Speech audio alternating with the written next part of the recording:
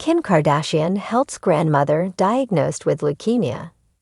Kim Kardashian has amazed fans after she helped a grandmother who was diagnosed with leukemia.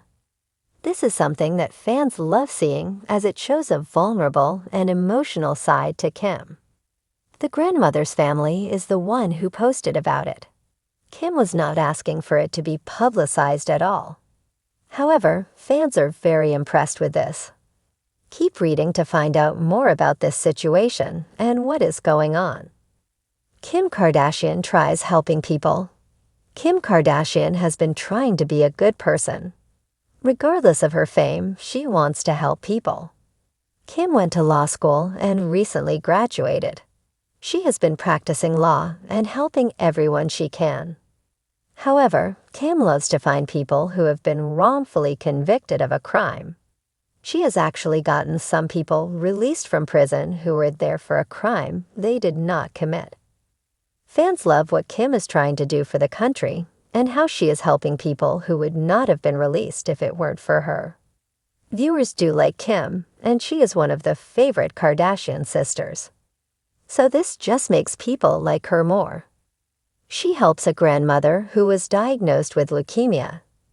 Kim Kardashian has become friends with a grandmother who was diagnosed with leukemia. The TikTok then showed several pictures of Kim with the grandmother at games. It seems as though Kim and the grandmother could be good friends after their several interactions. The granddaughter is the one who posted about it.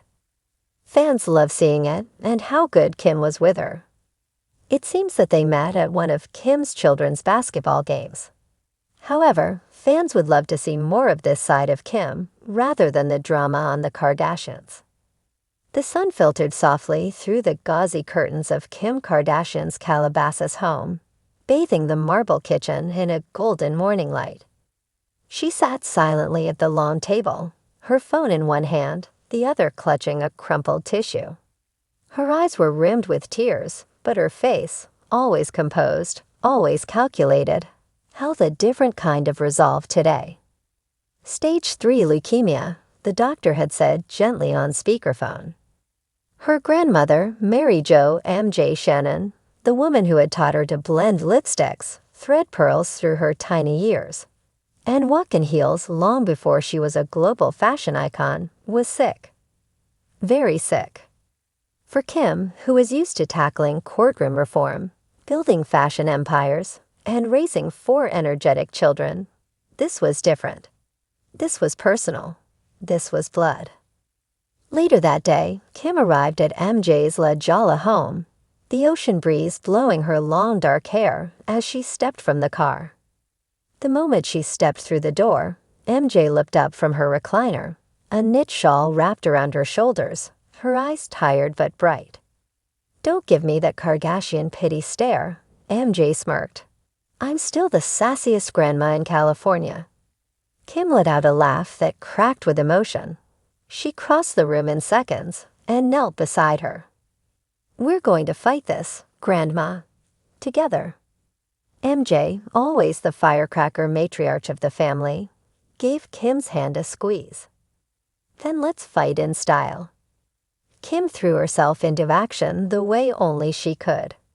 Within 24 hours, she had MJ set up with a top-tier medical team in Beverly Hills. Specialists from New York and Switzerland were flown in for consultations. Every treatment option was explored: traditional, holistic, experimental. No stone was left unturned. She also converted a wing of her own house into a private sanctuary for MJ, complete with silk bedding, Himalayan salt lamps, and a view of the Pacific. North in Chicago painted "Get Well Soon" signs. Sam brought MJ ice chips like he was on nurse duty, and Saint read her comic books. But it wasn't just about medicine. Kim knew the mind mattered just as much as the body. She hosted what she called Glam Days every Thursday, hair, makeup, and old Hollywood movies with MJ, Chris, and her sisters. They sipped herbal teas in fluffy robes and tried to laugh more than cry.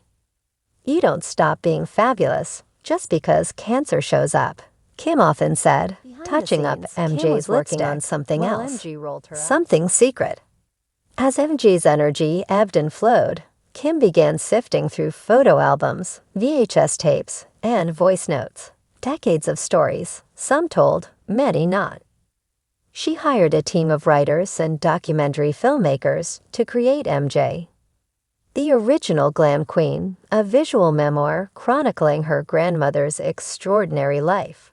From Depression-era childhood to 1960s bombshell to Kardashian matriarch. "She's the real influencer," Kim whispered one night to the camera crew. "She taught us everything we are. This is for her. And for my kids.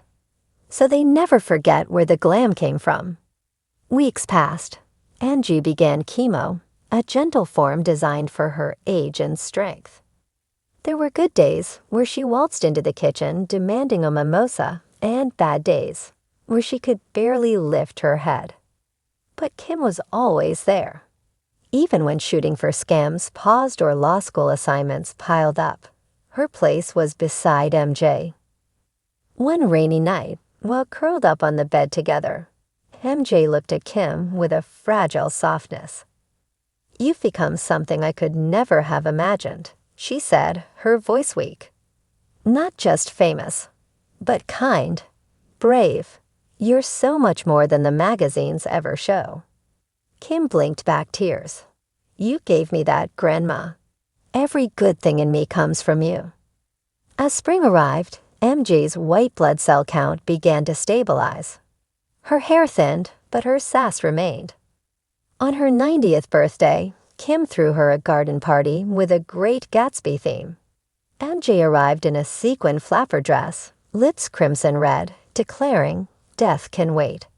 I have dancing to do." That night, surrounded by family and friends, MJ took Kim's hand and raised it. "This one," she said, her voice stronger than it had been in months, "is my miracle. She didn't just give me doctors. She gave me hope and eyelashes." Everyone laughed, but Kim's heart swelled. This was more than just caring. It was legacy work.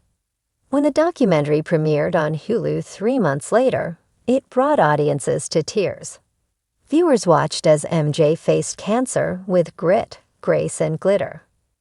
They saw Kim not as a mogul or reality star, but as a granddaughter with fierce love in her heart. Social media erupted with hashtags like #TeamMJ and #GlamQueenStrong. Kim followed the premiere by launching a leukemia research fund in MJ's name, donating a cool $10 million of her own money. Celebrities and fans alike matched donations.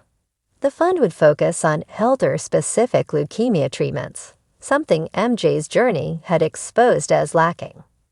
"This isn't just for my grandma," Kim told Good Morning America. "It's for everyone's grandma." By the time summer rolled in, MJ was in partial remission. The doctors called it encouraging.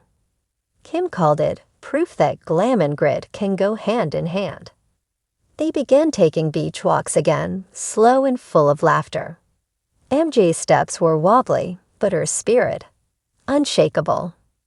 One afternoon, as they sat watching the sunset, MJ leaned into Kim's shoulder and whispered, "When I go, I want people to say I lived with style.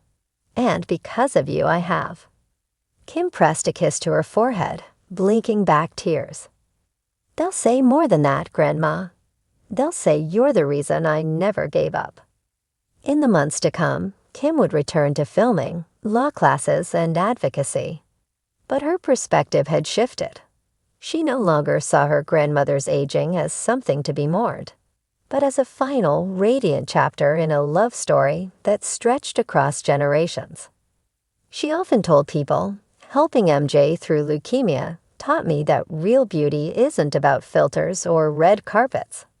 It's about showing up, every day, with love." And that perhaps was the most Kardashian thing of all.